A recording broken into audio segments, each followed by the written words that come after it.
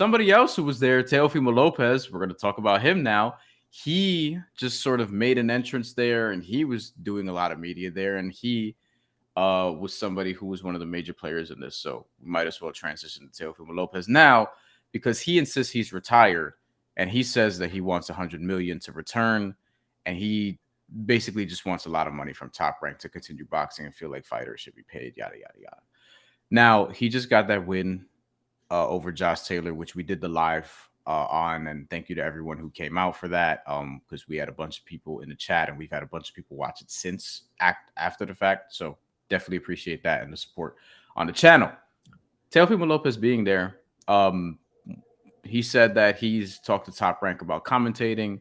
He said instead they have Michaela Mayer there, and he said, quote, Michaela Mayer doesn't know shit about boxing, close quote, which I don't know why he took a stray at her, but I'm sure he could have got at anyone, and he was like, you know what, Michaela Mayer, that's the one who I'm gonna fire shots at. Someone in the comments will point out to me, oh, Michaela Mayer says some shit about Teofimo Lopez in the past, which could be true. I'm not sure, but you know, regardless, that happened. And I don't know, what do we think? Because I still don't buy his retirement, and I'm not going to buy it unless he vacates his WBO championship. And you know, Teofimo Lopez is not going to want to do that, because I think he was the happiest when he had his belts at 135, right? That's when Teofimo Lopez really became this superstar that people really wanted to see fight.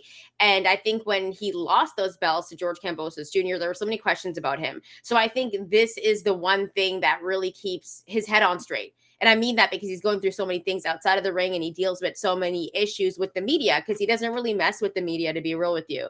I actually don't think he's asking for a lot. Now, when people think $100 million, he's not asking for $100 million for one fight. I believe he's looking for a deal that was similar to what Tyson Fury had with ESPN and Top Rank, where it's like 6 to 8 fights where he gets $100 million.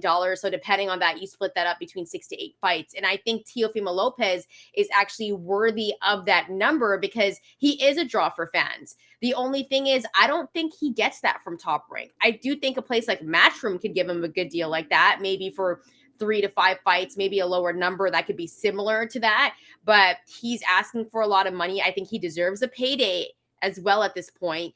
And I'm not mad at him for asking for that number. And I don't think it's extremely outlandish. Do you think that that's a number where you're like, oh my God, he doesn't deserve it? Yeah, if it's over the course of, I think Tyson Fury's, when they did the math on it, the report was like 5 fights for like 100 million American dollars, something along those lines, which would basically be 20 million to fight, which for Tyson Fury makes a lot of sense.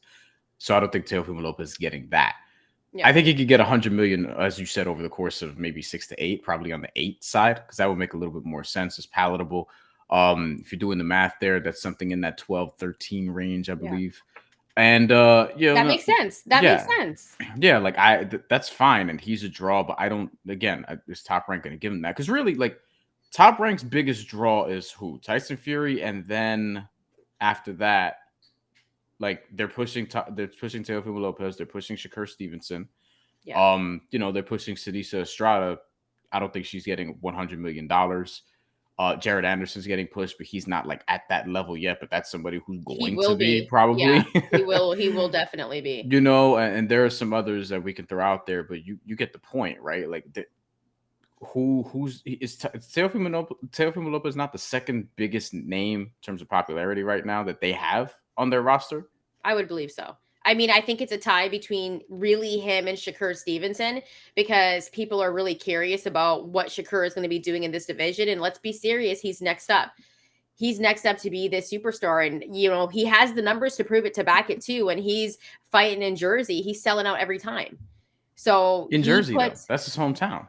Exactly. Which is what I think people would say back. It's like he had his last 2 fights at Prudential.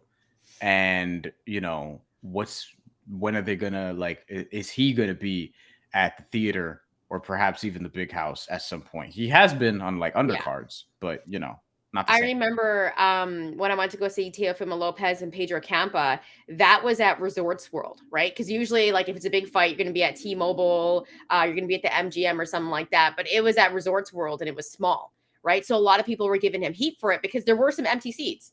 it wasn't a packed house. So I think for Teofimo Lopez, it's also like, is he putting the butts in the seats, as people like to say up here in Canada when they're trying to sell tickets, right? Yeah. And I think at this point he is going to be selling those tickets. Like, I would like his next fight to be in the big house at MSG and not the theater, because I think he could do it. I thought him and Josh Taylor could have been at that, which was really confusing to me. But I think it really depends on what his next fight is too. Like, if it's him and Devin Haney, that's a fight in Vegas for sure. Or at the Easy. Garden.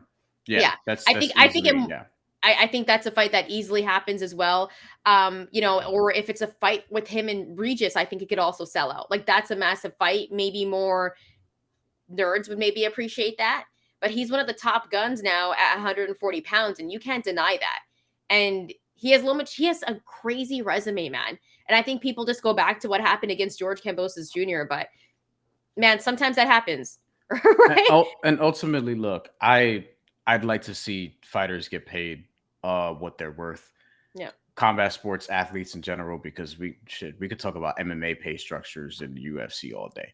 But if Teofimo Lopez if he feels like he's worth $100 million and somebody's going to give it to him, then hats off to him. I don't know if it's going to be Top Rank. We'll see. Ideally, that would be nice, because they've developed them over the years and they've had the relationship. It doesn't seem as strong as it was before, obviously, when you talk to people. But look, I think he's worth a lot of money. He clearly is.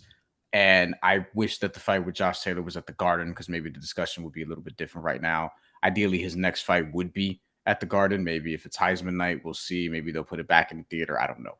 But Devin Haney, Regis Prograis, these are some of the guys you want to see him fight against. Maybe even, if it's Top Rank and it's still Top Rank, we might see Jose Ramirez or Arno Barbosa. I'm with that, though. Both of them should fight each other, and then the winner of that should probably get a title shot after. It just makes a lot of sense. Why hasn't it happened yet? Doesn't make sense. But look, I think regardless, he's worth a lot of money. Would he take 5 years, or rather, would he take 5 fights for 12 million a fight? I'm not sure, but that seems like a fair offer. But if he really is insistent on 100 million, maybe he'll have to like come down a little bit, because good negotiator, ask for more than you can get, settle for less. We'll see what happens. Ideally, Teofimo gets his money, because his last performance and what he's shown throughout his career, he's worth a lot. Yeah, for sure. And here at TheMandatory, we want to know your thoughts on what you thought about the Bud and Spence presser. Did you think that they had too much respect for each other? A little bit of a few jabs there, but you can tell that those guys have a lot of respect for each other. Let us know. Also, let us know who you're rolling with. Early predictions.